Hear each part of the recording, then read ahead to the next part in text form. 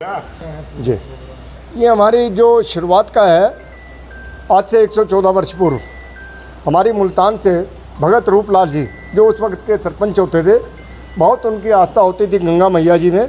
और हमारे उस वक्त के हिसाब से ही बहुत समय पहले से जो हमारी जो पूर्वजों की हमारी जो बस्तियाँ होती थी हरिद्वार में ही आती थी और गंगा मैया जी में हमारी बहुत बड़ी आस्था होती थी।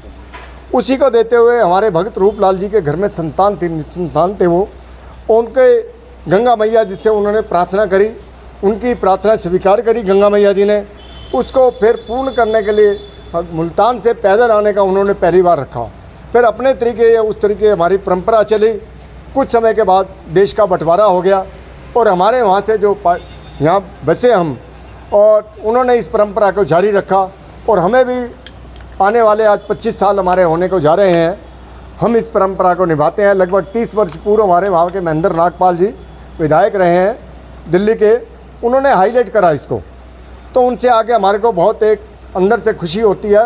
जहाँ तक मैं समझता हूँ जिसके भी प्रकार के हमारे सनातन धर्म को बढ़ाने के लिए, हमारे सनातन धर्म के प्रति इतना धर्म के प्रति प्यार दिखाते हुए हमारे पूर्वजों की ये रही, तो हमारे को बहुत ही बड़ा एक अंदर से बल मिला कि हमारे सनातन धर्म के प्रति इतनी आस्था है तो हम उसको क्यों नहीं आगे बढ़ चढ़ के निभाएं।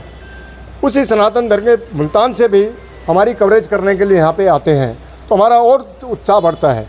और इसके अंदर से हमारा सबसे बड़ा उत्साह मनाने के लिए हमारी महरौली के अंदर जितने सनातन प्रेमी हैं, वो चाहे अग्रवाल समाज से हैं, ब्राह्मण समाज से हैं, अन्य किसी समाज से हैं, वो सभी हमारे साथ में अपनी आस्था दिखा के यहाँ पे आते हैं। 400-500 आदमी का हमारा यहाँ पे कार्यक्रम होता है। और उसके साथ साथ में हमारे यहाँ पे समय समय के अनुसार जो चुने हुए वहाँ के प्रतिनिधि हैं, वो अपने को अपना योगदान देते हैं, हमारे कार्यक्रम की शोभा बढ़ाते हैं। पिछले 3 वर्ष से जो है रमेश विधोड़ी जी सांसद दक्षिणी दिल्ली, वो अपना पूरा योगदान देते हैं। इस बार जो है हमारे डॉक्टर योगानंद शास्त्री जी पूर्व विधानसभा स्पीकर, वो अपना योगदान दे रहे हैं। हमारे रमेश विधोड़ी जी पूर्व सांसद, वो अपना योगदान देने के लिए हमारे को एक कमेंट्स करा है हमारे से।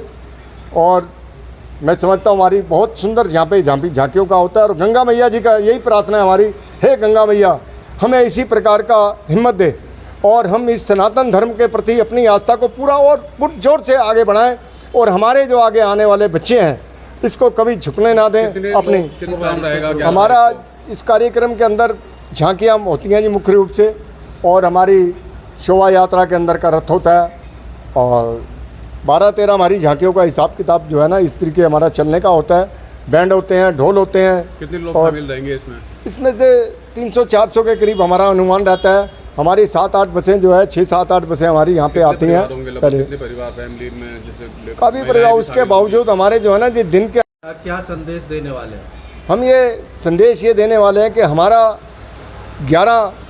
आने वाली 11 तारीख का हमारा ये कार्यक्रम है, जो लगभग सावन के हर आखिरी इतवार को होता है।